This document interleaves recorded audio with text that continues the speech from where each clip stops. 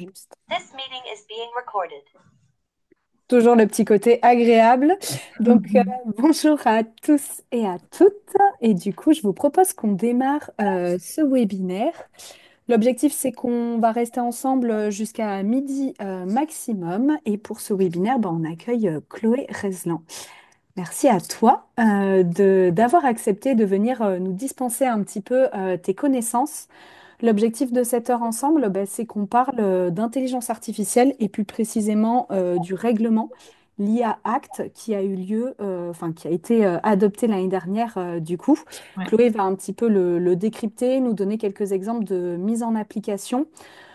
Pour la recontextualisation, pourquoi on vous parle un petit peu de ce sujet? Ben, parce que vous l'avez vu, hein, l'intelligence artificielle a fait un boom ces derniers temps, on en parle beaucoup. Nous-mêmes, Mona, on a organisé pas mal de sensibilisation sur l'année 2024, on en fait encore en 2025. On a à peu près 170 personnes du réseau qui ont été sensibilisées à ce sujet l'an dernier. L'objectif, ben, c'est d'expliquer un petit peu ce qu'on entend derrière intelligence artificielle, se rend compte que certes, si c'est un phénomène à la mode, c'est quand même un phénomène qui existe depuis déjà pas mal d'années. On le rappelle souvent, hein, mais le terme intelligence artificielle, il a été réellement formalisé et décrypté en 1956. Donc on sait que c'est pas quelque chose de nouveau. Et l'objectif, ben, c'est de l'appréhender, de regarder un peu qu'est-ce qui se passe autour de cette intelligence artificielle, comment elle peut venir ben, tout simplement dans notre quotidien, que ça soit personnel ou professionnel et ben, comment on peut l'adopter et quels sont ben, nos droits, mais aussi ben, nos obligations. Et donc, Chloé va nous aider à décrypter ça aujourd'hui. Ce qu'on vous propose, c'est qu'il y a la petite barre de chat. Pour ceux qui ont fait la dernière mise à jour de Zoom, donc maintenant ça s'appelle à présent chat, là où avant c'était conversation. N'hésitez pas à poser toutes vos questions. On va se garder un petit temps à la fin. Il y avait un formulaire en amont où on a déjà eu quelques questions qui sont posées. Et puis Chloé, voilà, y répondra au mieux. À noter qu'il y a toute une série de webinaires qu'organise Chloé. On vous mettra aussi les liens dans la conversation. Mais du coup, ça sera l'occasion de pouvoir un petit peu parfaire vos connaissances sur d'autres thématiques comme la donnée. On a aussi un webinaire sur les droits d'auteur et le droit du travail qui seront à venir et sur lesquels on vous invitera bien évidemment à poursuivre. Et vous aurez également quelques ressources qu'on essaiera de distiller pardon, tout au long ben, de cette heure de rendez-vous. Chloé, je vais te laisser la main et tu partages ton écran, c'est parfait. De mon côté, c'est bien en plein Ok, écran. c'est bon, super. Parfait. Merci beaucoup Sophie pour cette introduction, j'aurais pas fait mieux. C'est vrai que l'intelligence artificielle, on la voit passer absolument partout. Je pense qu'on ne peut pas ouvrir LinkedIn, en tout cas moi, je ne peux pas ouvrir LinkedIn sans voir passer des posts et des publications sur l'intelligence artificielle, comment l'adopter, comment ça va révolutionner nos organisations. Et c'est très certainement vrai, mais c'est bien de prendre un petit peu de recul aussi. Alors, c'est bien d'apprendre à l'utiliser, mais encore faut-il comprendre quelles sont les implications, notamment juridiques, hein. Il n'y a pas que des implications juridiques, mais il y en a. Et en particulier au regard de cette IA Act, en tout cas c'est comme ça que nous on l'appelle, mais c'est le règlement sur l'intelligence artificielle qui a effectivement été adopté l'année dernière, en 2024. Alors, on va parler de cette IA Act et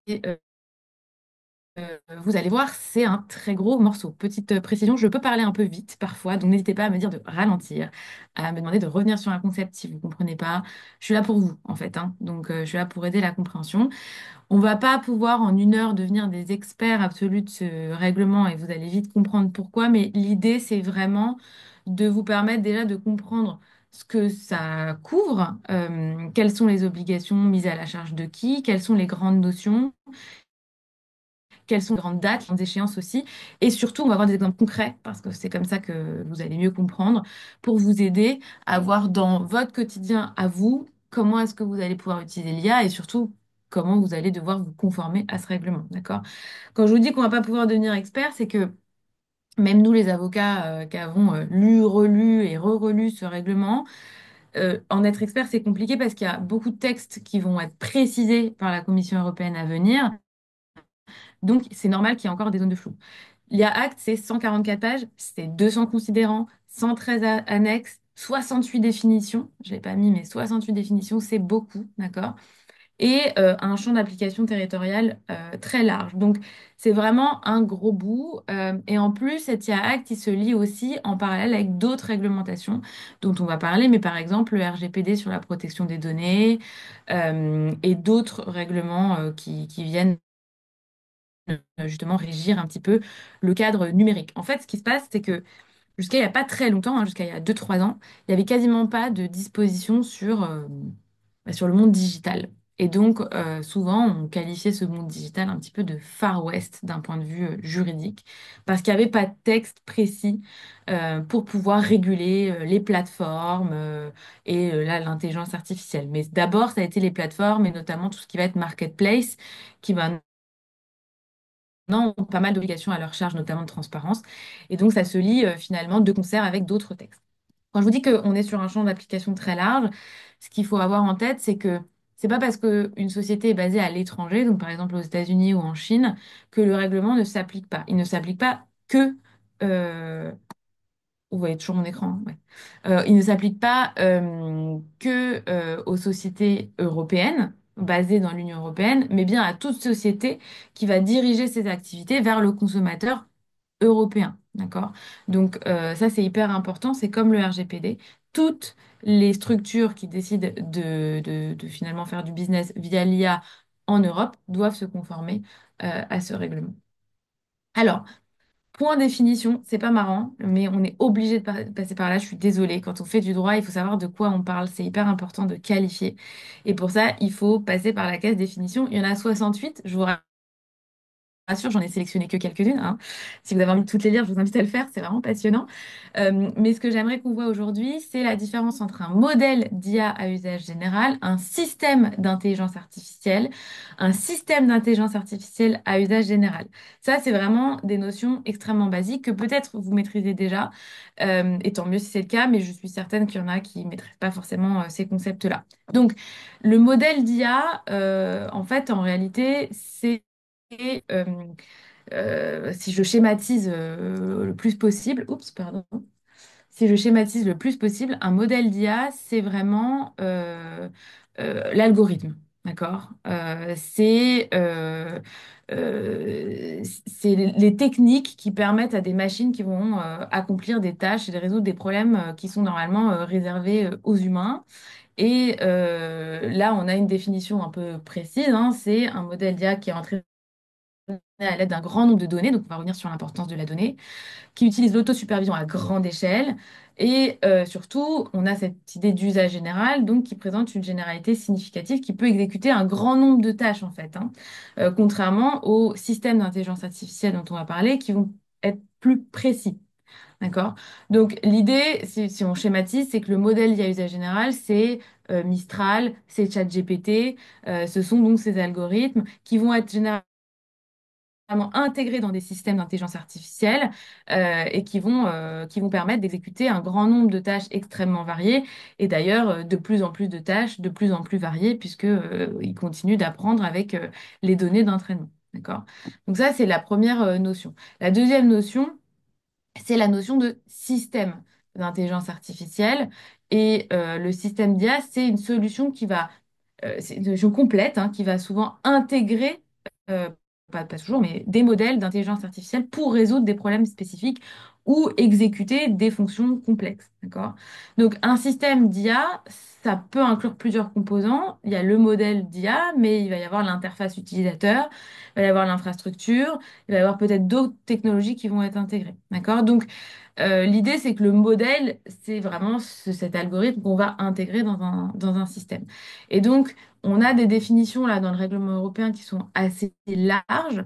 L'idée, c'est vraiment de donner un champ d'application qui soit le plus large possible, à la fois géographique, mais aussi pour déterminer à quoi ça s'applique et que ça s'applique à un maximum de systèmes, de modèles, et que surtout, on a bien conscience du côté législateur que la technologie va évoluer. Donc, si on n'a pas des définitions larges, ça va être très compliqué puisque très vite, le règlement ne va plus être très pertinent. D'accord? Donc, à partir du moment où une société met sur le marché européen ou dirige vers le marché européen un modèle d'IA ou un système d'IA, peu importe où est-ce que cette société est établie, le règlement va s'appliquer. Ok. Donc ça, c'est des notions assez importantes. Ce qu'il faut retenir de ce règlement, et ça, vous l'avez certainement déjà entendu, c'est que, il a une approche assez innovante, puisque c'est une approche par les risques. C'est quoi une approche par les risques? C'est le fait de dire que on n'attend pas euh, qu'il y ait un dommage qui soit causé aux citoyens de l'Union européenne pour sanctionner. C'est-à-dire que le législateur européen a décidé de catégoriser les systèmes d'intelligence artificielle en plusieurs risques et en fonction d'interdire ou de réguler ces systèmes d'intelligence artificielle. Donc, en droit, normalement, on sanctionne que quand on fait quelque chose de mal. On ne sanctionne pas en amont. C'est-à-dire que je mets sur le marché un système d'intelligence artificielle, et puis si finalement c'est un système d'intelligence artificielle qui va nuire aux droits des citoyens européens, là je suis sanctionnée. Ça, c'est l'approche classique.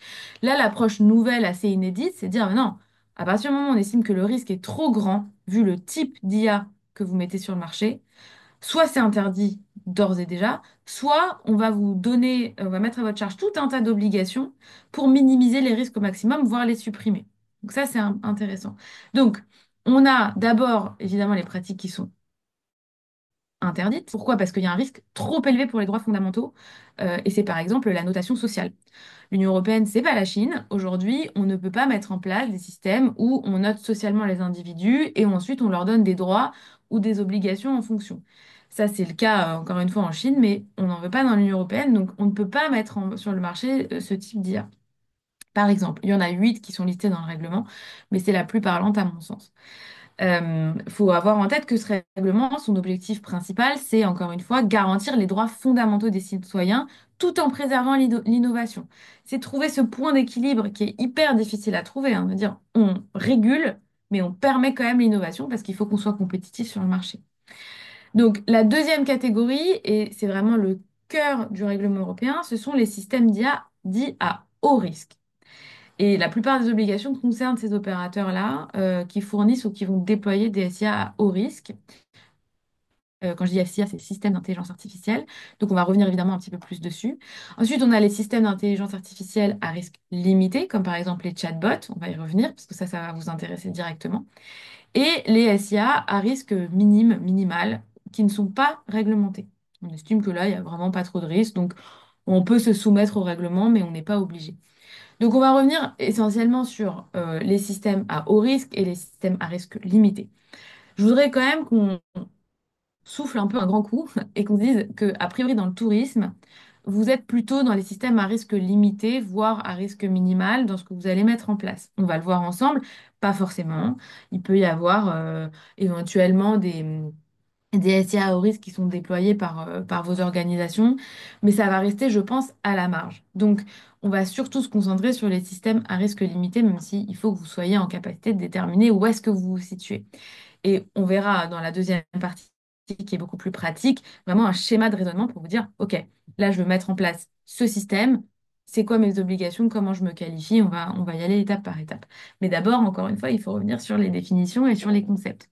Donc, on va voir un petit peu plus en détail ce que c'est que les SIA à haut risque. Encore une fois, a priori, vous êtes peu concerné, mais il faut le déterminer. Donc, si on schématise, on va considérer un SIA à haut risque, c'est un SIA qui est un composant de sécurité d'un produit qui est cité dans l'annexe 1 du règlement ou que c'est un produit lui-même, c'est pas un composant de sécurité, mais c'est carrément un produit cité à l'annexe 1. Et c'est un produit qui est soumis de base à une évaluation de conformité par un tiers en vue de sa mise sur le marché. Je m'explique parce que c'est un peu complexe. Je vais même vous donner un exemple, ce sera plus simple. Les jouets, ce sont des produits qui sont réglementés, d'accord? Donc, ils sont cités à l'annexe 1 parce qu'en fait, l'Union européenne, depuis des dizaines d'années, réglemente un certain nombre de produits qui sont particulièrement sensibles. Donc, prenons les jouets. Si j'intègre de l'intelligence artificielle dans un jouet, donc c'est un composant de ce jouet, et ben à ce moment-là, on est bien sur un composant d'un produit qui est cité à l'annexe 1 et qui est soumis normalement à une évaluation de conformité quand on veut le mettre sur le marché. Donc, un système d'intelligence artificielle intégré dans un jouet, et ben c'est un SIA à haut risque. D'accord? C'est pour ça que vous voyez, on est quand même pas vraiment dans le cadre des activités touristiques ici. L'autre option, c'est que vous mettez en place un système d'intelligence artificielle qui est visé cette fois-ci par l'annexe 3 du règlement. Et là, en fait, l'annexe 3, ce sont des domaines d'activité, la biométrie, l'éducation. Ça, ce sont des domaines qui sont réglementés particulièrement, qui sont sensibles. Donc, quand on est sur un de ces domaines-là, on va considérer que par principe, on est sur un domaine critique, donc on est dans des SIA à haut risque. Le tourisme n'est pas mentionné. Alors évidemment, si vous voulez mettre en place un SIA avec de la reconnaissance faciale et de la biométrie dans un office de tourisme, oui, là, on sera sur du haut risque. Je ne suis pas sûre que ce soit les premiers projets qui se mettent en œuvre. Voilà. Mais si c'est le cas, on en discute. Vous me direz si je me trompe. Donc, ça, c'est le premier point hyper important du règlement. Les systèmes d'intelligence artificielle sont catégorisés par risque. Le cœur du règlement, ce sont les obligations des fournisseurs et des déployeurs de SIA à haut risque. Un SIA à haut risque, c'est un SIA qui est intégré ou qui est cité à l'annexe 1, donc un produit cité à l'annexe 1, donc des produits qui sont déjà réglementés pour la mise sur le marché et qui font l'objet d'un contrôle, ou dans un domaine dit critique, comme par exemple la biométrie ou l'éducation. Ça, c'est ce qu'il faut premier point à retenir. Déjà, on a pas mal de notions, mais premier point à retenir. Deuxième point à retenir, c'est que aujourd'hui, il y a une autre catégorie qui est apparue dans le règlement. Je dis aujourd'hui parce que c'était pas du tout le cas au départ. C'est celle des modèles d'IA à usage général. C'est pour ça qu'on a vu la définition tout à l'heure. Qu'est-ce qui s'est passé? Vous vous en doutez, il y a eu l'essor de ChatGPT. Et du coup, les modèles d'IA à usage général ont été adoptés massivement par les professionnels et les particuliers. Et donc, il a fallu insérer cette notion-là dans le règlement un peu en dernière minute, parce que c'est quand même finalement l'utilisation principale de l'IA dans le grand public aujourd'hui. Et donc, ces modèles d'IA à usage général, ils sont subdivisés en deux catégories. Il y a ceux qui présentent pas de risque systémique et ceux qui présentent un risque systémique. Et on va voir, ceux qui présentent un risque systémique, ils ont plus d'obligations. Alors, c'est quoi un risque systémique? Si je schématise encore une fois, ce sont des modèles qui sont très très puissants ou très répandus. Et quand alors, il y a une présomption dans le règlement de risque systémique pour les modèles d'IA quand, je cite, le volume cumulé de calcul utilisé pour son apprentissage au modèle est mesuré en opération à virgule flottante est supérieur à 10 exposant 25. Évidemment, vous n'avez pas suivi. J'ai demandé à ChatGPT ce que ça voulait dire parce que pourquoi pas.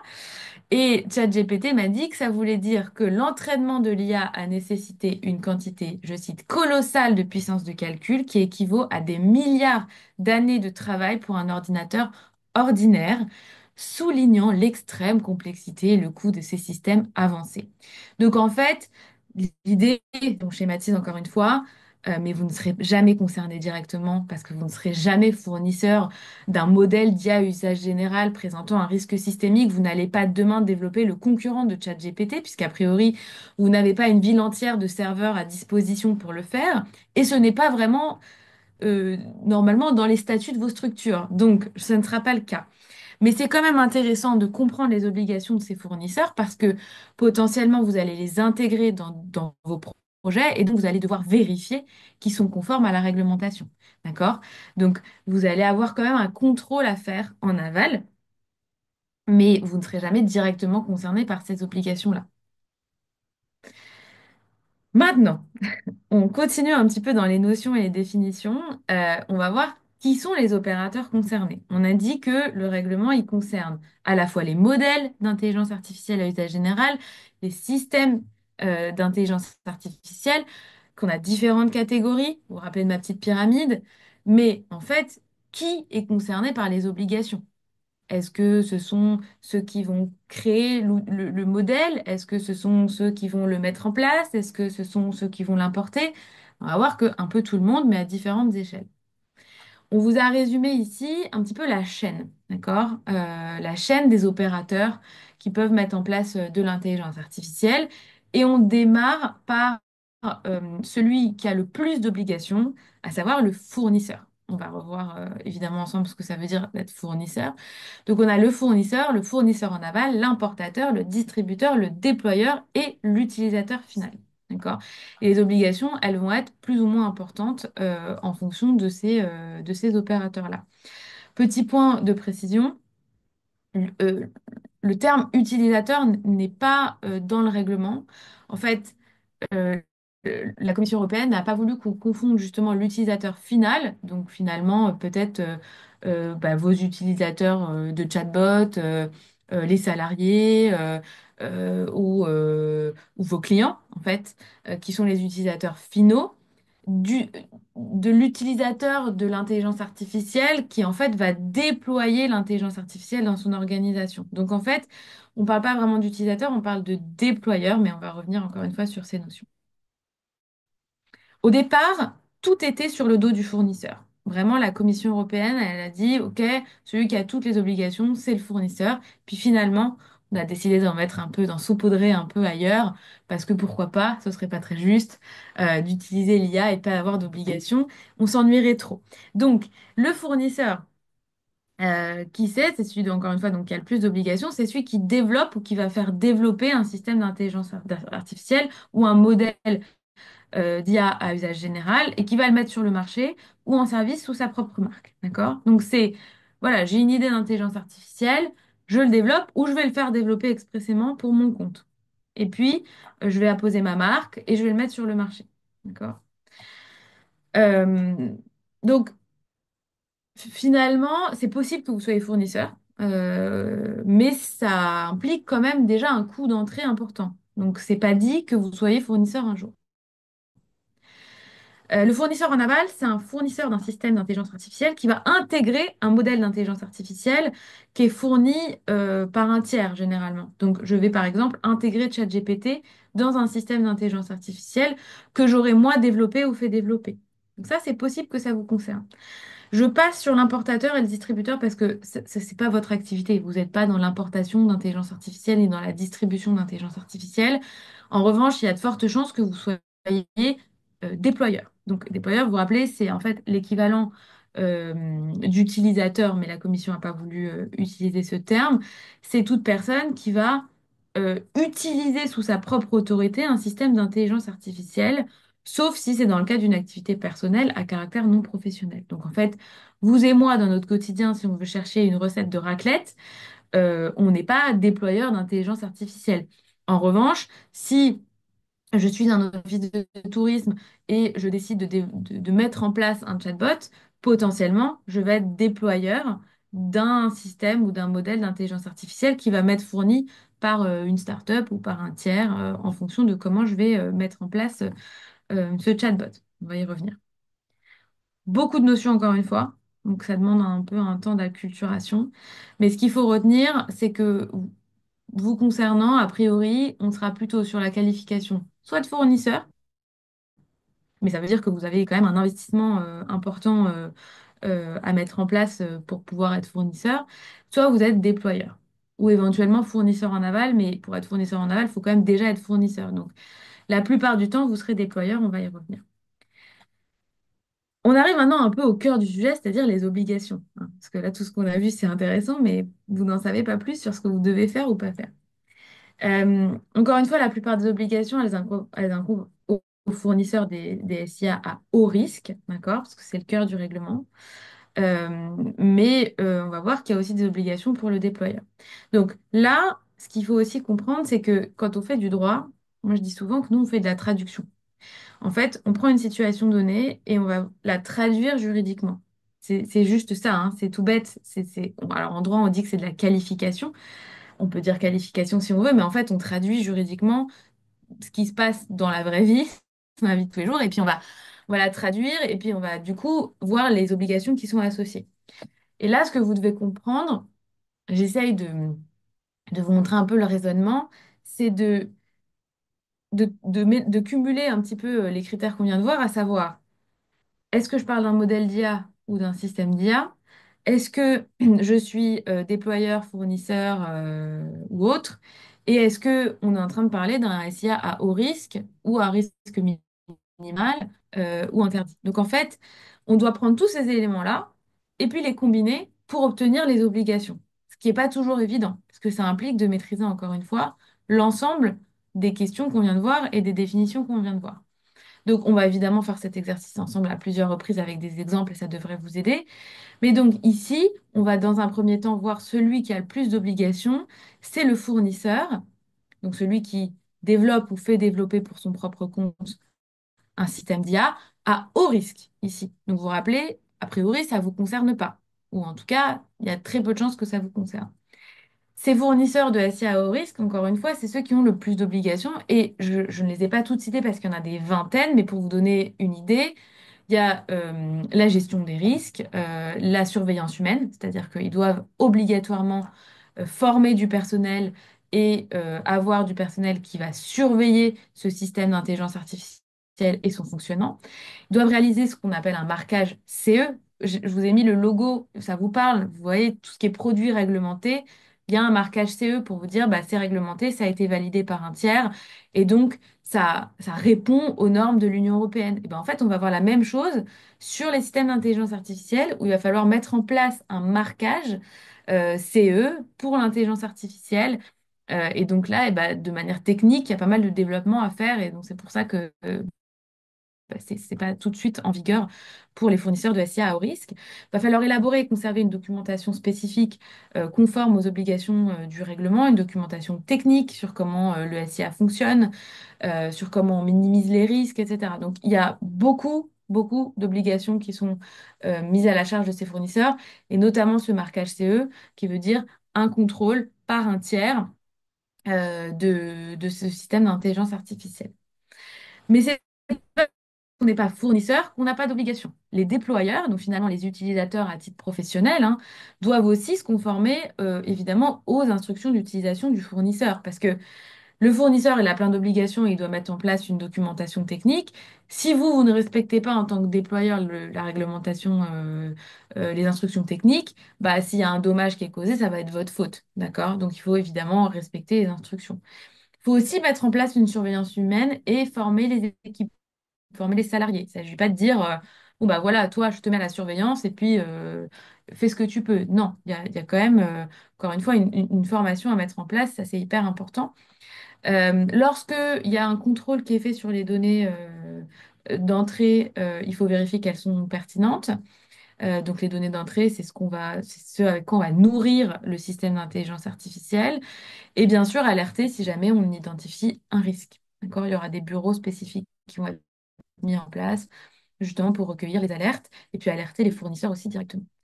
Donc, encore une fois, vous serez très probablement pas non plus déployeur de SIA à haut risque, puisque vous n'êtes pas directement concerné, sauf biométrie ou usage très spécifique. Et auquel cas, je pense qu'on rediscutera. Maintenant, on a parlé aussi tout à l'heure des modèles d'IA à usage général et les fournisseurs de modèles d'IA à usage général, type ChatGPT ou Mistral, encore une fois, ont des obligations, notamment mettre en place une documentation technique et prouver, montrer qu'ils ont mis en place une politique pour respecter le droit d'auteur et la réglementation du droit d'auteur et du droit voisin de l'Union européenne. Parce que on va y revenir tout à l'heure sur les données et sur la protection du droit d'auteur, mais euh, il y a quand même un petit sujet sur avec quoi ils nourrissent leur modèle. Est-ce qu'ils ont le droit de nourrir avec les données qu'ils utilisent, puisqu'il y en a qui sont protégées par le droit d'auteur? Comment est-ce qu'ils garantissent qu'ils ne vont pas aller piocher des images, des textes qui sont protégés pour finalement produire un contenu qui serait en violation avec ce droit d'auteur. D'accord? Donc ça va être intéressant. Pour l'instant, évidemment, on ne sait pas hein, comment ça va se mettre en place. Donc ça sera à suivre. Mais ils auront cette obligation. Et ils vont devoir aussi fournir un résumé du contenu utilisé. C'est-à-dire qu'il doit y avoir une transparence sur les données d'entraînement. Le problème, c'est que on est toujours à la frontière entre le secret des affaires. Évidemment, ils n'ont pas envie de tout nous révéler. Et en même temps, ils vont avoir cette obligation de transparence. Donc, il y a des discussions évidemment avec ces fournisseurs de modèles dits à usage général et les institutions européennes pour dire bah, comment on trouve un terrain d'entente. Quand on a des risques systémiques, vous vous rappelez tout à l'heure la puissance de calcul qui vaut à des milliards d'ordinateurs pour pouvoir entraîner justement le modèle d'intelligence artificielle. Quand on est sur des risques systémiques, en plus, il y a une évaluation du modèle à faire, il y a une atténuation des risques à faire, donc il faut travailler pour atténuer justement les risques qui sont identifiés.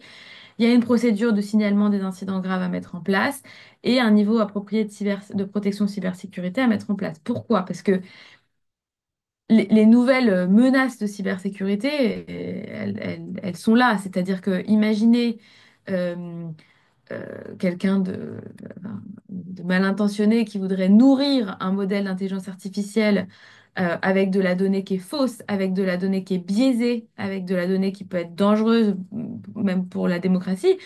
Ça va être des nouveaux types d'attaques. Donc, il faut être sûr que ces fournisseurs de modèles d'IA à usage général avec risque systémique sont correctement protégés pour faire face à ce genre d'attaque. Parce que vous imaginez le drame si dans les modèles d'IA qu'on insère tous dans nos systèmes d'IA et qu'on va utiliser dans les chatbots et autres, on commence à avoir des données par millions, milliards qui sont erronées ou biaisées et ça peut aller loin, ça peut être des données avec des biais racistes, avec des biais sexistes. Et donc là, on est sur des risques qui sont dramatiques si jamais il y a des attaques de ce type. Donc, je vais revenir quand même en arrière. Si je résume, là, tout ce que je viens de dire, a priori, ça ne vous concerne pas. D'accord? Vous allez me dire, bah, c'est super, on a parlé de choses qui ne nous concernent pas, mais on est obligé de les exclure pour vous montrer ce qui ensuite va vous concerner. C'est pas impossible que ça vous concerne un jour, attention. Il faudra toujours faire cet exercice de, alors, ok, je suis quoi moi? Je suis fournisseur, je suis déployeur? Ok. C'est un SIA à haut risque ou pas? Non. Ok, donc je ne suis pas concerné par ces obligations. En revanche, encore une fois, vous allez devoir parfois vérifier que les fournisseurs de modèles d'IA à usage général soient conformes à leurs obligations, parce que sinon, bah, ça peut être aussi un peu de votre fait, même complètement de votre fait, de mettre en place un modèle d'IA qui n'est pas conforme, et s'il y a des conséquences derrière, en tant que déployeur, vous allez avoir une responsabilité aussi. Petit point très rapide sur le calendrier, parce que vous allez vite comprendre que tout ça est progressif. Donc, entrée en vigueur 2024. L'application des dispositions générales et des pratiques interdites, c'est 2 février 2025, donc c'était il y a 3 jours. Ensuite, 2 août 2025, il va y avoir la désignation des autorités de notification et les obligations des fournisseurs de modèles d'IA à usage général qui rentrent en vigueur. Donc, en août, il va y avoir une grosse brique supplémentaire. Ensuite, on passe en 2026, août 2026, où on applique tout le reste du règlement, sauf les obligations qui découlent des SIA à haut risque, parce qu'encore une fois, il y a ce marquage CE qui est hyper contraignant et très compliqué à mettre en place. Et puis en 2027, en août 2027, là, les obligations pour les SIA à haut risque et en découlant seront applicables. Donc vous voyez, encore une fois, si vous avez en tête de mettre en place un système d'intelligence artificielle à haut risque, vous avez un petit peu le temps de vous conformer. Donc là, on est vraiment sur les balbutiements et il y aura des évolutions, c'est certain. Alors, on en vient au cas d'usage, parce qu'en fait, c'est ça que j'ai envie de voir avec vous aujourd'hui, mais on ne peut pas parler cas d'usage si vous n'avez pas un petit peu connaissance des notions en amont. On a décidé de prendre 2 cas d'usage. Le premier, c'est le chatbot, donc l'agent conversationnel. Ça, on sait que c'est quelque chose qui est déjà déployé par certains territoires, de manière différente selon les territoires, donc on pourra en rediscuter. Et c'est vrai que bon, ça devient, je dirais pas fréquent, mais en tout cas de plus en plus commun dans le secteur du tourisme, soit pour la redirection des flux, soit pour la génération d'itinéraires, soit même, on peut l'imaginer, pour la résolution de difficultés de clients quand il y a des prestations qui ne sont pas conformes, mais plutôt pour des agences de voyage peut-être que des OT, mais à voir. Et donc là, généralement, c'est l'intégration d'un modèle d'IA à usage général type ChatGPT. Souvent, c'est ChatGPT, hein, j'ai l'impression, dans une interface qui va être propre à l'opérateur. Et souvent, bah, c'est des choses qui sont proposées ou développées par des startups ou des sociétés qui vont être plus ou moins spécialisées dans l'intelligence artificielle. Donc ça, c'est le premier cas d'usage. Le deuxième cas d'usage, ça va être la génération de contenu, donc typiquement les campagnes marketing, où là, on va utiliser des modèles type Midjourney pour générer du contenu, ou ChatGPT encore une fois, ou autre, hein, peu importe. Et souvent, on va voir qu'il y a une utilisation de prompts assez précis, c'est-à-dire que, évidemment, c'est rarement tout noir ou tout blanc, c'est-à-dire qu'on ne génère pas une campagne marketing 100% ChatGPT.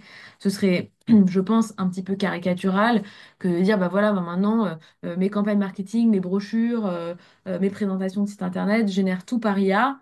En fait, en réalité, souvent, il y a des prompts très précis, il y a des idées créatives et artistiques derrière, il y a parfois de la retouche des photos. Donc, ce qui va être intéressant de voir aussi, et c'est l'objectif du WebSem sur la propriété intellectuelle et le droit d'auteur, c'est bah, est-ce que c'est des contenus qu'on peut protéger, qui sont protégeables ou pas. Ça, c'est un autre sujet, on va en discuter. Euh, mais c'est vrai que c'est un sujet important pour les opérateurs. On passe un petit peu, pour moi, au cœur de cette présentation. Donc, c'est la fin, mais c'est le cœur. On a essayé de vous schématiser un petit peu le raisonnement à chaque fois que vous voulez mettre en place de l'IA dans votre structure. En fait, c'est toujours les mêmes questions qui se posent, d'accord? Donc, on va y aller étape par étape, mais à chaque fois, l'idée, c'est de vous donner des réflexes, hein. Les WebSem, ils sont là pour ça. Encore une fois, on va pas vous demander d'apprendre par cœur des définitions, mais simplement d'avoir les bons réflexes quand vous allez développer de nouvelles choses, ou développer votre activité, peu importe comment. Et donc là, avec l'IA, la première question qu'on va devoir se poser, c'est bah, est-ce qu'on parle bien d'intelligence artificielle? D'accord? C'est le premier point. Et ça, c'est défini par le règlement. La définition, elle est encore une fois extrêmement large, donc il y a de fortes chances que si vous avez le sentiment que c'est de l'IA, c'est de l'IA. Si la réponse est non, bah, le règlement ne s'applique pas. Et si la réponse est oui, on va à la question d'après. La question d'après, c'est pour déterminer votre qualité. Est-ce que vous êtes fournisseur ou pas? Et donc, la question qu'on va se poser, c'est est-ce que j'ai développé ou fait développer moi-même le système d'intelligence artificielle pour le mettre sur le marché ou pour le commercialiser sous ma propre marque? Si la réponse est oui, vous en êtes fournisseur. Si la réponse est non, il est fort probable que vous en soyez déployeur. D'accord. Si vous êtes fournisseur ou déployeur, dans les deux cas, vous devez vous poser la question, est-ce que je suis fournisseur ou déployeur d'un SIA à haut risque? Oui ou non? Si la réponse est oui et que vous êtes fournisseur, vous allez avoir les obligations des fournisseurs de SIA à haut risque qui s'appliquent. On en a vu quelques-unes tout à l'heure. Si la réponse est non et que vous êtes fournisseur, alors on va dire si la réponse est oui et que vous êtes déployeur, vous avez l'obligation des déployeurs de SIA à haut risque qu'on a vu tout à l'heure, notamment, vous savez, la surveillance humaine, le contrôle des données d'entrée, etc. En revanche, si la réponse est non, que vous soyez fournisseur ou déployeur, c'est-à-dire qu'on n'est pas sur du haut risque, qui est encore une fois le cœur du règlement, à ce moment-là, vous avez bon, déjà une première obligation qui est celle de vérifier, enfin d'utiliser l'IA conformément aux instructions qui vous sont données. Ça, c'est de manière générale. Toujours regarder les conditions générales d'utilisation, et les instructions qui vont être données au fur et à mesure des années, puisqu'il y aura de plus en plus de documentation technique et juridique qui vous seront transmises. Mais il y a une autre obligation qui est hyper importante, c'est celle de transparence. À partir du moment où votre intelligence artificielle est destinée à interagir directement avec des personnes physiques, donc personnes physiques, vous savez, c'est des personnes de chair et d'os, donc ce ne sont pas des sociétés, ce n'est pas du B2B. Et encore, les personnes physiques, elles peuvent être professionnelles, hein, un auto-entrepreneur, c'est une personne physique, mais professionnelle. Dès lors que c'est une personne physique, il y a une obligation de transparence. Je dois dire à mon interlocuteur qu'il interagit avec un chatbot et que les réponses sont générées par IA. De la même manière, si je génère du contenu, euh, euh, que ce soit marketing, brochure, peu importe, dans certains cas, notamment si ça touche à l'intérêt public, donc là c'est moins le cas, je vais devoir être transparent, ou si j'ai recours à ce qu'on appelle de l'hypertrucage. C'est-à-dire le fait de prendre une image et de la modifier de telle sorte que, c'est les deepfakes en anglais, hein, de telle sorte que en face, mon interlocuteur ou l'utilisateur qui va être face à face à cette image doit être averti du fait que ça a été manipulé et que ce n'est pas une vraie image. D'accord? Donc, cette obligation de transparence, de toute façon, elle est hyper importante parce que si on suit l'évolution des textes dans le digital et de manière générale dans le droit, ce qui ressort systématiquement, c'est la protection du consommateur. Et comment on protège le consommateur en étant transparent? En fait, il n'y a rien de nouveau sous le soleil. Si je résume, j'ai parlé 40 minutes pour vous dire, il n'y a rien de nouveau sous le soleil, mais si, il y a de nouveaux textes, mais le point commun à quasiment tous les textes, que ce soit le code du tourisme, le code de la consommation, le RGPD, le règlement sur l'intelligence artificielle, ou toutes les autres directives concernant les plateformes de réservation, la transparence, c'est le mot d'ordre, c'est la clé. D'accord? Donc, mieux vaut trop que pas assez. Si vous avez un doute sur si vous êtes sur un hypertrucage ou pas, encore une fois, c'est défini dans les 68 définitions, hein, l'hypertrucage, mais vous, vaut mieux être transparent. Maintenant, la question qui se pose, c'est quel degré de transparence, quelle formule utiliser. Vous voyez, typiquement dans les campagnes marketing, on peut voir générer à l'aide de l'intelligence artificielle sublimée par l'homme, euh, parce que, encore une fois, on n'est pas sur de la génération 100% intelligence artificielle, et donc c'est vrai que ça peut desservir un petit peu vos organisations que de dire ben, c'est généré par IA. C'est plus complexe que ça. Souvent, il y a quand même l'humain qui est derrière. Donc, aujourd'hui, on n'a pas de phrase type à mettre obligatoire. Ça va peut-être arriver, mais pour l'instant, on a une certaine liberté.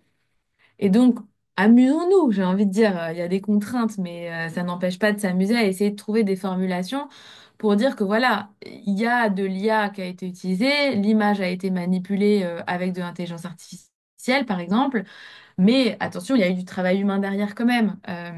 Donc, à voir. En fonction de comment vous l'utilisez, comment vous êtes transparent vis-à-vis de vos interlocuteurs. Mais c'est hyper important.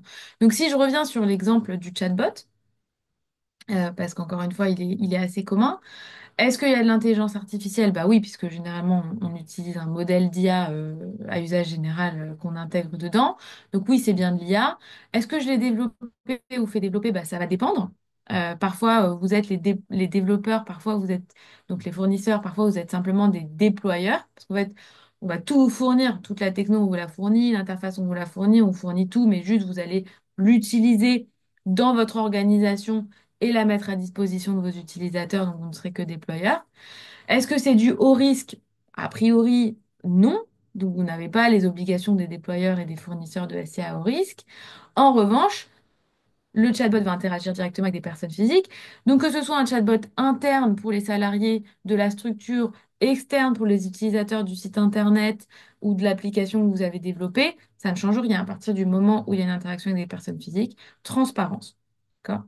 Donc ça, c'est vraiment si on résume. On a fait la même chose pour les modèles d'IA à usage général en version très schématique. Encore une fois, vous n'allez jamais développer, être fournisseur d'IA à usage général parce que ce n'est pas possible.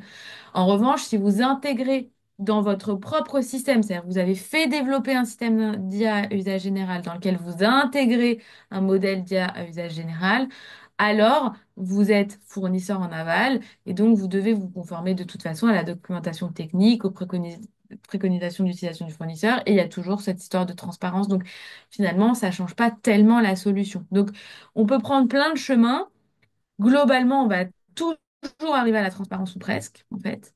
Et dans certains cas, en fonction de si vous êtes sur du haut risque ou pas et de si vous êtes fournisseur en aval, il peut y avoir des obligations supplémentaires, mais ça va être assez rare. Attention, je vous invite quand même, si vous le souhaitez, à suivre un petit peu les websem sur le droit du travail. Euh, le droit du travail, on peut très vite basculer dans du SIA à haut risque. Le tri de CV, c'est du SIA à haut risque. On considère que c'est trop sensible. Donc, si vous décidez de développer ou d'intégrer même un système d'IA dans votre organisation pour faciliter les entretiens annuels, d'accord? Vous dites, ah bah tiens, c'est bien, on va faire ça avec un chat, ce sera plus rapide. Donc, au premier entretien annuel, bah, il se fait directement avec un chatbot. Je ne préconise pas. Humainement, je trouve que c'est quand même un peu compliqué, mais Ça se fait, hein, ça, c'est en train de se déployer.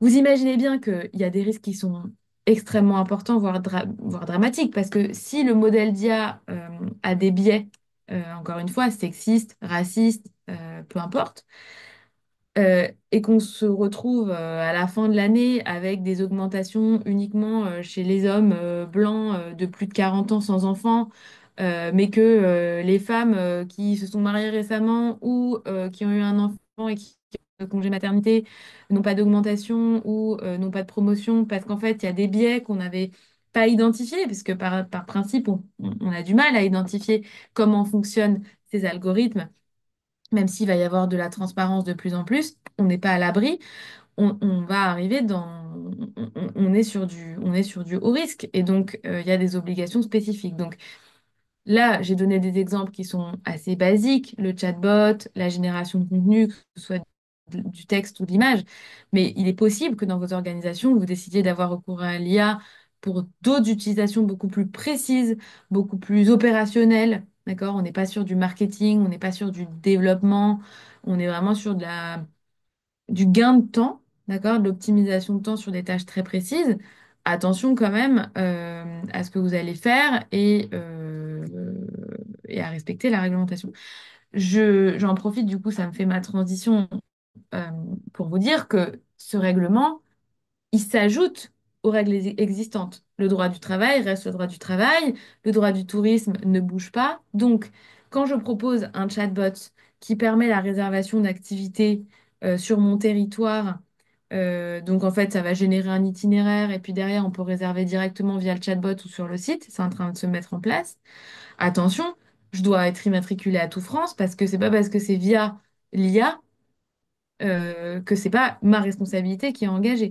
De la même manière que s'il y a une erreur dans ce qui a été proposé, ou que le descriptif n'est pas conforme, ou que ça répond pas aux attentes de l'utilisateur parce qu'il avait précisé être à mobilité réduite et qu'en fait bah, l'hébergement il n'est pas du tout accessible PMR, ce sera votre responsabilité, d'accord? En tant que du coup, soit vendeur, soit plateforme qui propose à la réservation les prestations. Et donc, on arrive effectivement avec une réglementation qui est de plus en plus complexe parce que de plus en plus riche, de plus en plus dense, et donc ce millefeuille de réglementation qui se lisent en parallèle et donc en cumulé, d'accord? Ce qui me permet d'aborder très rapidement, parce qu'on a des websams spécifiques avec des experts, hein, des avocats en propriété intellectuelle et des avocats en protection des données, qui vont intervenir. Mais il y a des enjeux sur la création de contenu, je vous le disais tout à l'heure. Il y a quand même la question de est-ce que je peux protéger ce que je vais générer via Midjourney ou via ChatGPT? Les campagnes marketing que j'ai citées tout à l'heure, c'est des campagnes qui, d'un point de vue créatif, sont assez marquantes. Donc il y a quand même une originalité. Sauf que la propriété intellectuelle n'a pas aujourd'hui, on n'a pas dans le code de texte sur l'IA en particulier, donc on raisonne par analogie. Donc ce sont les mêmes critères pour savoir si on peut protéger ou pas ce qu'on a généré. Et donc la création, elle doit être humaine normalement pour être protégeable et originale, c'est-à-dire porter l'empreinte de la personnalité de l'auteur. Et le problème, c'est qu'on n'arrive pas toujours à déterminer où commence l'algorithme et où il se termine, et où commence l'approche humaine. Et pour ça, ça veut dire qu'il va falloir, a priori, beaucoup documenter le processus créatif, parce que si jamais vous souhaitez protéger une image que vous avez générée à l'aide d'un outil, parce qu'en fait, ça peut être un outil, de la même manière qu'aujourd'hui, on a des appareils photo qui sont de plus en plus performants, qui permettent de mettre de plus en plus d'effets, qu'on a des logiciels de retouche. L'IA peut servir d'outil et de simple outil, comme il peut générer la totalité du contenu. Et donc, il va falloir prouver qu'il y a une approche originale, qu'il y a une approche euh, réfléchie, précise, que l'image, elle a été peut-être retravaillée pour pouvoir peut-être prétendre à la protection du droit d'auteur en montrant qu'en fait, la création, elle est essentiellement humaine et que l'IA n'a été qu'un outil. D'accord. Donc, c'est encore en cours d'élaboration, hein. On n'a pas encore de jurisprudence, on n'a pas de décision qui nous donnerait des critères précis. Non, il faut que ce soit 90% humain, 10% IA. Non. Mais on a eu ce genre de difficulté avec l'apparition d'autres outils dans le passé et les textes ont dû évoluer et s'adapter. Aujourd'hui, on n'a rien sur l'IA en particulier. Il y a aussi la question des données d'entraînement et d'être sûr de ne pas violer des droits d'auteur quand on utilise de l'IA. C'est-à-dire qu'encore une fois, comme on n'a toujours pas de transparence sur les données d'entraînement, bah, il est possible que le modèle d'IA à usage général aille récolter sur différents sites Internet des œuvres qui vont alimenter l'algorithme et que quand on va vous générer une image, vous ne le savez pas, mais en fait, ça va être très très proche peut-être d'une image, pour le coup, créée par un humain ou d'une photo créée par un humain. Et donc, on va considérer qu'il y a une contrefaçon. Et ça, c'est très difficile de se prémunir contre ce risque-là, puisque vous n'avez pas aujourd'hui les éléments. C'est pour ça que les fournisseurs de modèles d'IA à usage général et notamment à risque systémique vont avoir des obligations en matière de conformité au droit d'auteur. Donc, c'est pour ça que je les ai quand même développées, c'est-à-dire que tout est lié. Ce ne sont pas des obligations qui sont mises à votre charge, mais si vous voulez être sûr de ne pas vous faire poursuivre par PicRights ou je ne sais quelle agence de recouvrement, je ne sais pas si vous avez déjà eu le cas, mais on en a vraiment beaucoup, des agences de recouvrement d'indemnisation pour violation de droits d'auteur, beaucoup dans le tourisme, hein, que ce soit des institutionnels ou des privés. C'est quelque chose, là, on en a une par semaine en ce moment de réclamation chez nos clients. Si vous n'avez pas envie d'avoir ce genre de mauvaise surprise en ayant utilisé de l'IA, eh ben, il faut que les fournisseurs de modèles d'IA se conforment à leurs obligations. D'accord? Donc ça, c'est important de l'avoir en tête.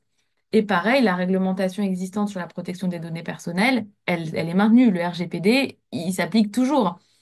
Donc, on doit toujours minimiser les données, on doit toujours faire attention à ne pas collecter des données personnelles quand c'est pas nécessaire. Et surtout, bah, il faut que le SIA ou le modèle d'IA se conforme au RGPD parce que vous avez des obligations. Si vous avez collecté des données de vos clients, de vos salariés, peu importe, et qu'ensuite vous les balancez dans ChatGPT mais que ChatGPT ne respecte pas le RGPD, bah, vous ne respectez pas vos obligations en matière de données personnelles, puisqu'il faut que vous veillez à ce que toute la chaîne puisse respecter le RGPD. D'accord? Donc il y a aussi cet enjeu-là. Et pareil, on le développera dans un website spécifique avec un expert CNIL, certifié CNIL, qui va un peu donner les réflexes et bien lire aussi toujours les conditions d'utilisation de tous les outils, de toutes les plateformes auxquelles vous avez recours. Ça, c'est hyper important parce que c'est ça qui va vous dire en fait qu'est-ce qu'on fait de vos données. Il y a le RGPD et les données personnelles, mais aussi la confidentialité des données que vous allez mettre dans ces outils-là parce que elles sont pas forcément protégées au titre des données personnelles, ces données-là, mais elles peuvent être par contre confidentielles.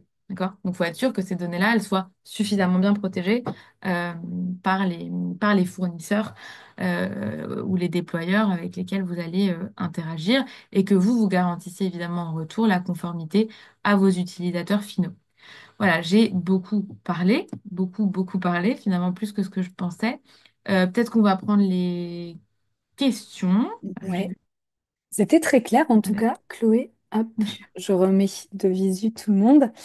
On a eu en effet quelques questions et je pense que tu as bien fait de parler puisque tu as répondu par anticipation à quelques questions. Ok.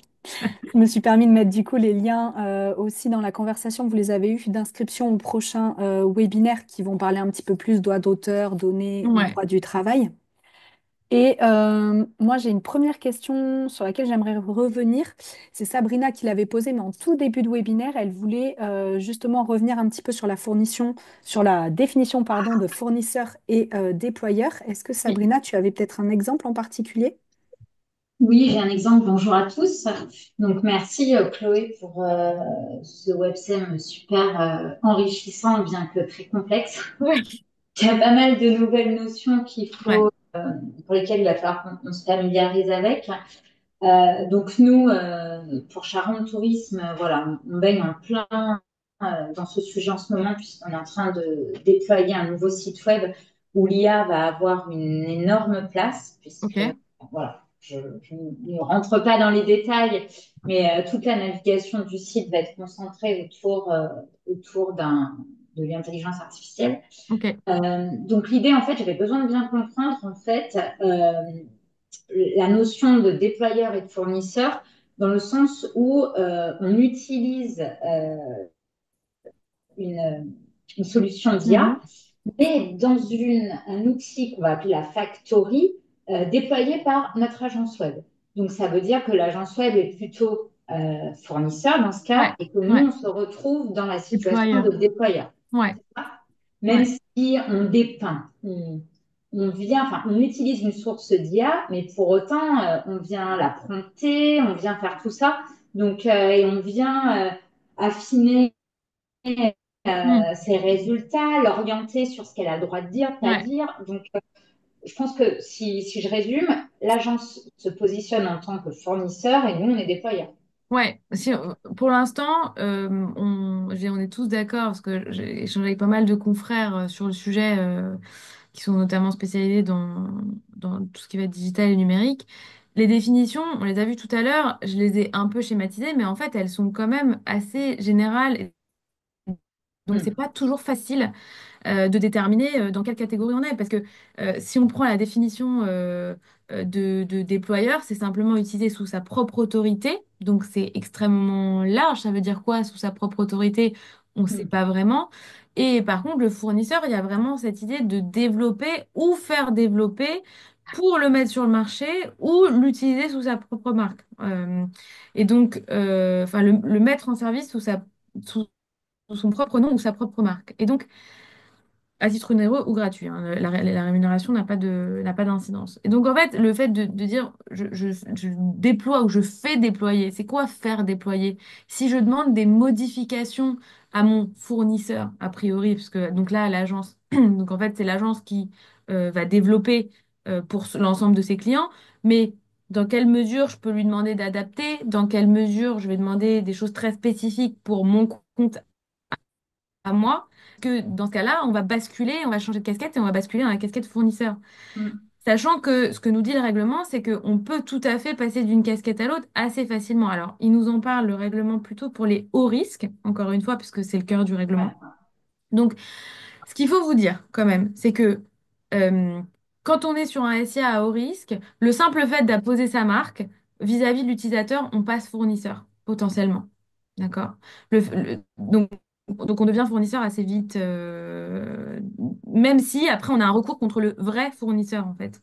Donc, ça, c'est vraiment sur la responsabilité dans la chaîne, ce qui est un peu spécifique. C'est-à-dire qu'en fait, on vient nous dire, il y a des définitions, bah, vous êtes déployeur. Mais bon, si vous mettez votre marque ou que vous apportez des modifications substantielles justement au SIA, alors vous passez fournisseur vis-à-vis de l'utilisateur, mais vous avez quand même votre propre fournisseur. Donc vous avez quand même un droit de recours contre ce fournisseur initial. Mais ça, c'est pour les SIA à haut risque.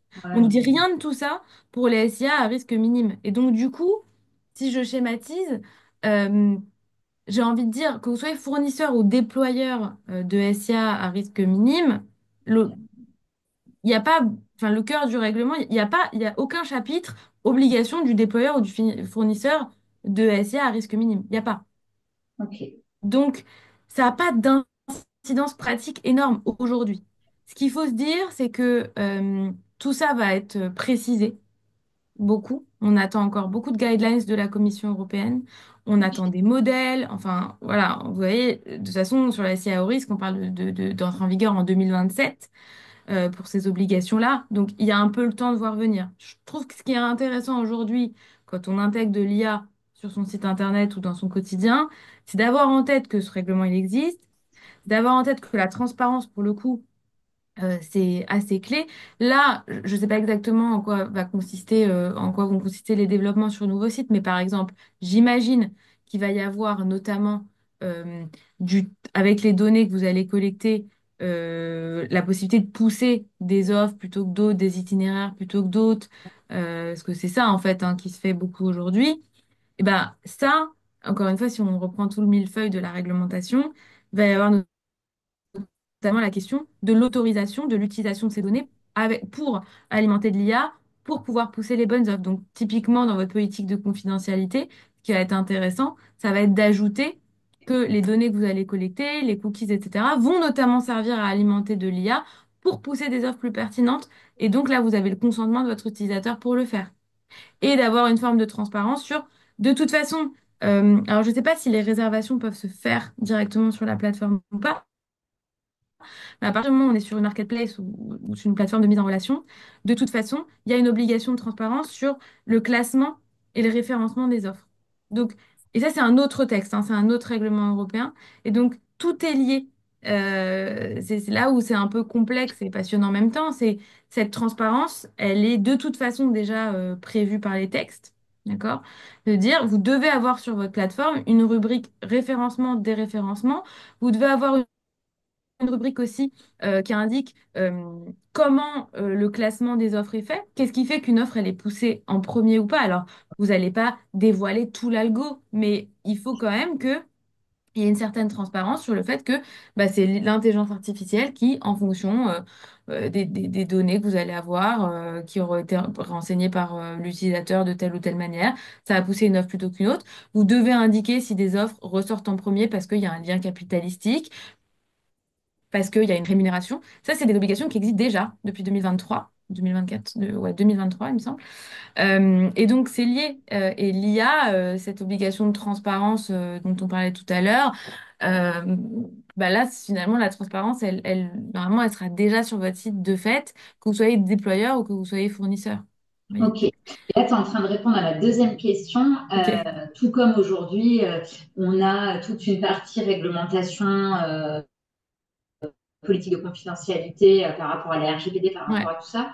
Est-ce que ça veut dire qu'on doit avoir une section clairement identifiée quant à la place de l'IA et la référencement de cette offre sur les mentions légales? Enfin voilà, je suppose que ça veut dire qu'il faut aller jusque-là en fait. En fait, il faut aller jusque-là, ouais, parce que de toute façon, vous avez cette rubrique référencement, déréférencement, classement des offres, qui doit être une rubrique à part Ok. sur le site, au même titre que la politique de confidentialité, au même titre que les conditions générales d'utilisation, etc. Et dans cette rubrique, de facto, vous allez devoir mentionner qu'il y a de l'IA à un moment donné. Donc, en fait, euh, il ne s'agit pas de faire une rubrique IA avec un lien spécifique, mais il va falloir que ça apparaisse quelque part. Ok, c'est très Voilà. clair. Merci Chloé. Avec plaisir. Est-ce que Jean-Baptiste, tu voulais relayer par rapport à ça? Tu avais levé la main? Ou pas spécialement. C'était le rebond que, en effet, s'il n'y avait pas le haut risque par rapport à nos rôles fournisseurs-déployeurs, l'énorme risque, c'est la réglementation en vigueur qu'on n'a pas encore mis à jour avec la RGPD et Exactement. la En fait, transparence. C'est le gros de notre taf est là, sachant qu'on n'est déjà pas forcément super à jour sur cette pas... partie. non, généralement, les opérateurs dans le tourisme sont pas forcément au top sur ces sujets. Pour ça que bah, le prochain webinaire, il est vraiment sur RGPD données. Donc, on va revenir sur le RGPD parce qu'en fait, en discutant avec mon confrère, on s'est dit, bon, il y a quand même encore du boulot. Donc, même si on va parler IA, en réalité, on ne peut pas décorréler les deux. On vient de le voir avec l'exemple de Sabrina, c'est lié. Et donc, il ne faut pas faire un focus IA à tout prix en disant ça va tout révolutionner. Non, il y a quand même des fondamentaux qui sont là depuis plus longtemps et on a plus de recul du coup sur ces normes-là. Déjà, être propre sur la réglementation existante va vous permettre finalement de répondre à un certain nombre d'obligations indirectement de l'IA Act, puisque, encore une fois, le haut risque est peu probable dans vos organisations et s'il est là, effectivement, il y a un gros boulot, mais si c'est pas le cas, c'est essentiellement de la transparence. En fait, moi, j'ai une question par rapport à ça. Est-ce que du coup, ça veut dire que demain, tout comme aujourd'hui, on a des DPO pour tout ce qui est RGPD, est-ce que Ouais. demain, tu crois que enfin, ça va prendre aussi un peu cette forme? Parce que moi, aujourd'hui, enfin, au sein de Charon Tourisme, je suis pas du tout capée pour aller checker, même si mes fournisseurs, ils sont bien en Ouais. mode, voilà, en mode OK, ils affichent tout ce qu'il faut réglementairement. Enfin, moi, je suis pas du tout, j'ai pas du tout ces compétences. Et au niveau de la RGPD, c'est pour ça qu'on a un accompagnement des PO et qu'on fait externaliser cette mission. Ouais. Voilà. Est-ce que demain, enfin, la loi est en train de prendre ce chemin? Enfin, est-ce que du coup, RGPD et IA, ça va nous faire plus qu'un? Enfin, C'est une super bonne question ah, qu'on m'avait jamais posée, mais c'est hyper pertinent. C'est vrai que comme tout ça se complexifie, il va falloir des personnes formées. Ah ouais? Après, encore une fois, je pense que ce sera indispensable à partir du moment où on sera sur de l'IA à haut risque, parce que les obligations de surveillance humaine, les obligations de vérification de la documentation sont beaucoup plus importantes. Maintenant, là, c'est vrai que si on repart sur les bases de la responsabilité, je vous disais tout à l'heure, ça c'est pas dans le règlement, hein, mais dans les bases de la responsabilité, si je n'utilise pas l'IA conformément à ses modalités d'utilisation, eh ben, ça va être ma faute. Donc, on va pouvoir engager sa responsabilité parce qu'on n'a pas bien utilisé, pas comme il faut, qu'on n'a pas suivi les préconisations. Donc, il y a un enjeu là avec la réglementation la plus basique. Là, on parle de la réglementation code civil, la faute classique. Et donc, il va falloir effectivement se former et c'est très technique. Euh, Mm. donc, ça m'étonnerait pas quand même que les DPO développent de plus en plus de compétences sur ce sujet-là parce qu'encore une fois, comme c'est différent, mais c'est lié Ouais, d'une manière ok. plus ou moins directe, c'est pas impossible qu'ils proposent ce service supplémentaire. Aujourd'hui, le problème, c'est que, honnêtement, quiconque se dirait expert de la réglementation IA serait, dire menteur, c'est un peu fort, mais on a trop peu, moi je trouve qu'on a trop peu d'éléments. C'est-à-dire que on attend encore tellement de Ah, on précision. en est aux prémices, quoi. On en est aux prémices. Donc déjà, d'avoir la conscience qu'il y a des obligations qui en découlent, qu'il y a cette histoire de haut risque qu'il faut être vigilant et qu'il y a la transparence, c'est une très bonne première étape quand même. Il faut aussi, alors c'est un peu contradictoire de dire ça de la part d'une avocate, mais il faut aussi dédramatiser. Mm. C'est-à-dire qu'il ne s'agit pas de dire qu'il faut faire n'importe quoi. Là, le RGPD, par exemple, typiquement, il serait quand même temps de se mettre en conformité parce que ça date un peu. Euh, Mais là, on est sur les balbutiements et on est a priori pas sur des utilisations qui vous concernant, qui vont nuire aux droits des citoyens européens avec des problématiques de droits fondamentaux, parce que c'est ça le cœur de l'IA Act, encore une fois. Maintenant, c'est vrai qu'il va falloir poser tout à plat et ça veut dire qu'il est impératif à chaque fois qu'on met en place un projet, un produit qui intègre de l'IA, de se dire, bon, ça peut avoir des conséquences, ça peut avoir des implications, quelles sont-elles. Et je pense que oui, à terme, si ça se développe comme ça se développe aujourd'hui et donc de manière exponentielle, ça va se complexifier davantage. Les obligations vont peut-être euh, être mises maintenant, enfin plus tard, à la charge aussi des déployeurs de SIA à risque minime parce qu'on se sera rendu compte qu'en fait c'est le gros et que finalement c'est important de leur mettre d'autres obligations à charge. Tout ça va évoluer. Donc je pense que le devoir principal aujourd'hui, c'est de se tenir informé, ce que vous êtes déjà en train de faire. Donc, bravo, et d'avoir en tête que ça a des conséquences, mais que en se mettant bien d'équerre déjà avec le reste de la réglementation, pour moi, on répond en partie quand même aux obligations qui sont mises à la charge des déployeurs de SIA à risque minime aujourd'hui. Merci pour cette précision, Chloé. J'ai noté toutes les questions que vous aviez posées. Alors, il y en a quand même pas mal hein, qui se relient à d'autres sujets qui vont être abordés, que ce soit sur les droits d'auteur, sur la RGPD. Dans tous les cas, on ne va pas forcément répondre à toutes, mais on se les est notées pour plus tard. Ok. Je trouve cependant qu'il y a une question qui est intéressante puisqu'elle elle est vraiment liée à l'IA Act. Alors, Sabrina, tu as posé la question qui m'avait été posée de mon côté, c'était de savoir justement s'il y avait des rôles qui, pour l'instant, sont établis dans le règlement, typiquement de savoir qui doit en fait vérifier ces obligations-là. Est-ce que c'est la structure en elle-même, au même titre qu'un DPO, ça avait été cité, ou est-ce que ça sera quelqu'un d'extérieur, type un cabinet d'audit, pour tout ce que tu nous as cité, mais de ce que j'en comprends, Chloé, aujourd'hui, c'est pas défini encore. Non, non. Ok, top. Bon, bah, ça, on l'a noté. Et la dernière, la question qui était intéressante, c'était vraiment par rapport à ce règlement, qu'est-ce que ça implique? C'était Thomas qui l'a posé, le fait que ça ne soit pas adopté internationalement. Parce qu'on se pose la question en fonction des fournisseurs, on n'est pas forcément voilà, sur le territoire européen ou autre. Est-ce que tu peux nous éclairer un peu là-dessus? Ouais, Et alors Thomas, si tu veux justement, compléter. oui. C'était pas, enfin, c'est intéressant, c'était pas tout à fait la question, mais Vas-y.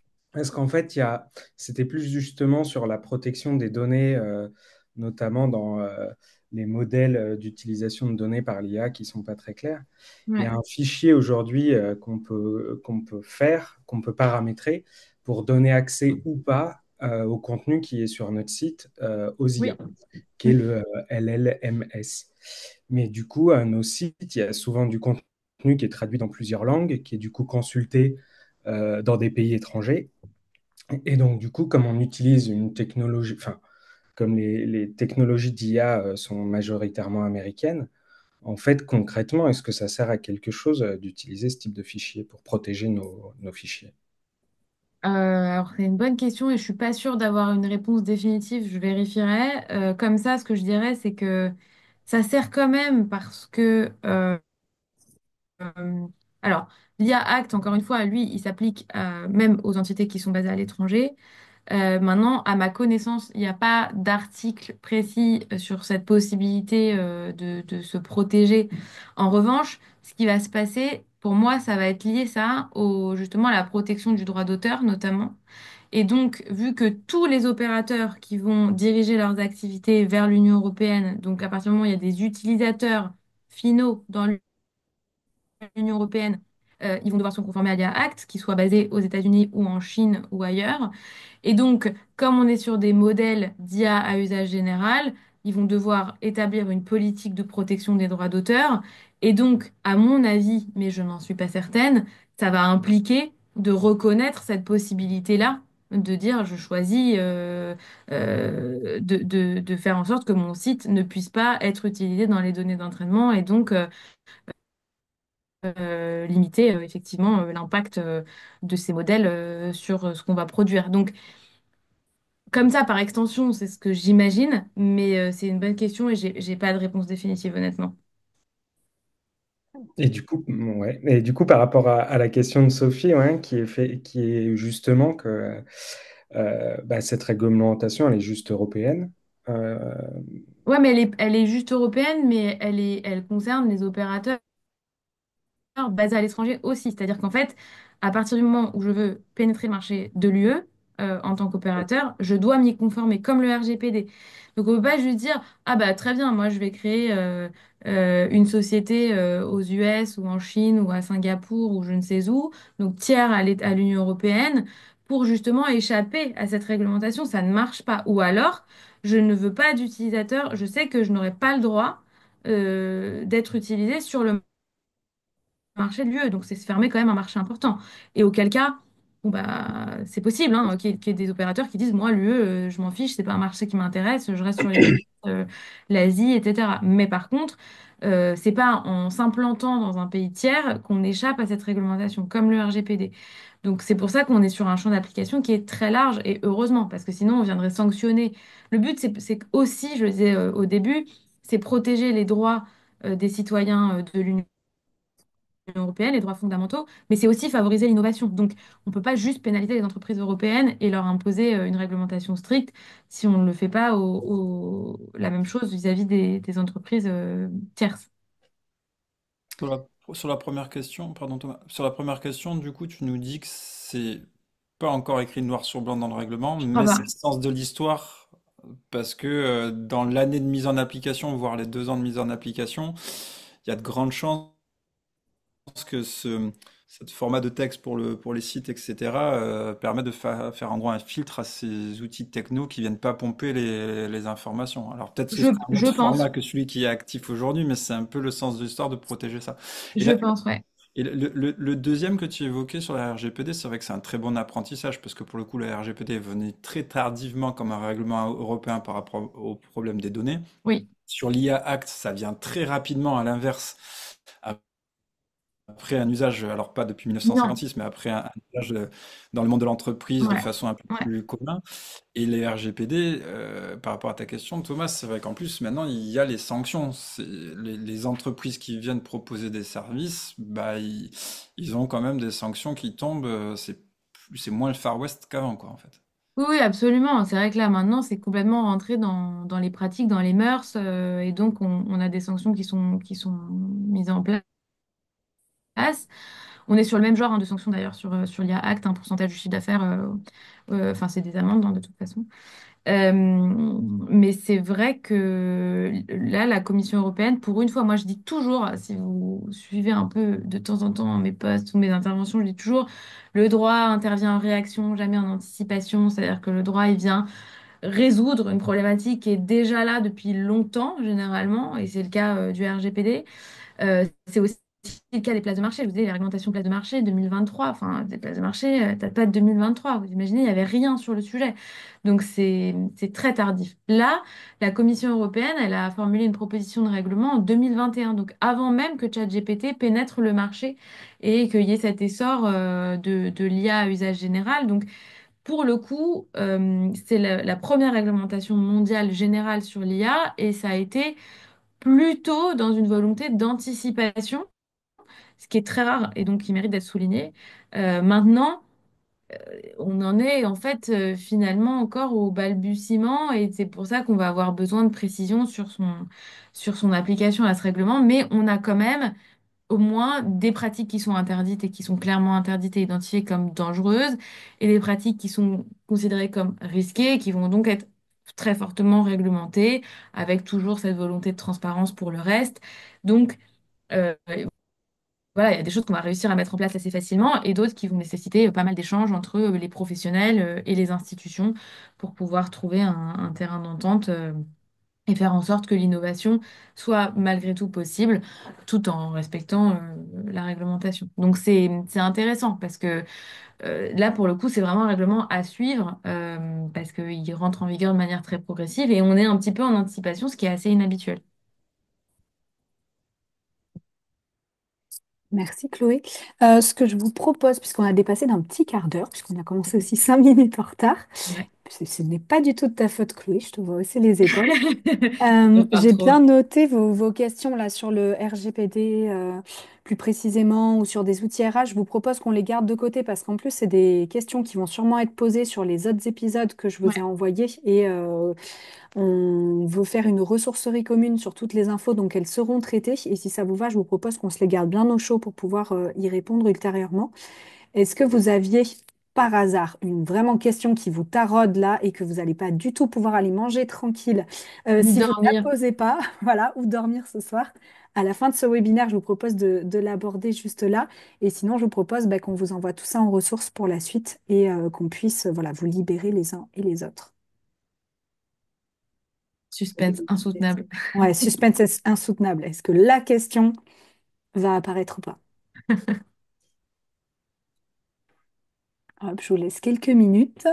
Et puis, ben, sinon, dans tous les cas, je voulais vous remercier. Un grand merci à Chloé parce que c'était très clair, très pédagogique, là, ces petits schémas en plus. Tu as anticipé aussi pas mal de choses et on a une belle vision sur le calendrier de mise en place et sur les prochaines étapes, ben, tout simplement sur lesquelles on va devoir veiller et s'engager, comme Ouais. tu l'as bien précisé. Et bah, du coup, je vous remercie aussi à tous. Et puis, on vous envoie très prochainement les ressources et le replay de ce webinaire pour avoir bah, tout simplement la suite à donner.